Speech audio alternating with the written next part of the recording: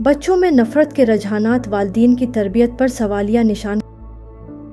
मुआशरती माहिरीन और नफ्सियात के माहिरीन ने ख़बरदार किया है कि वालिदैन के गैर ज़िम्मेदाराना रवैये और मनफी गुफ्तगू बच्चों में नफ़रत और तासुब के जज्बात को फ़रोग़ दे सकते हैं।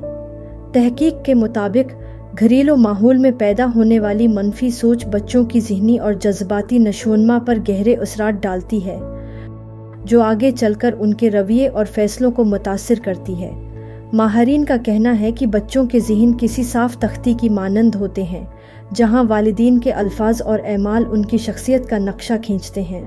अगर घर में किसी फ़र्द, गरवा या नज़रिए के ख़िलाफ़ नफ़रत अंगेज़ गुफ्तगू की जाए तो ये बच्चे के अंदर तासुब और अदम बर्दाश्त के जज्बात को हुआ दे सकती है।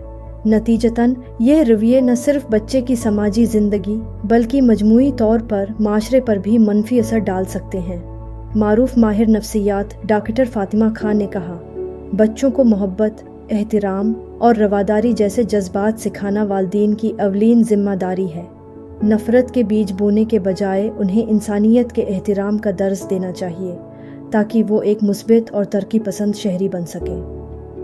वालिदैन को इस बात पर जोर दिया गया है कि वो अपनी गुफ्तगू और अमल में मोहतात रहें और बच्चों को इख्तिलाफ राय के साथ जीने की तरबियत दें। मोहब्बत और बर्दाश्त को परवान चढ़ाने के ज़रिए ही एक पुरअमन और हम आहंग माशरे की तामीर मुमकिन है।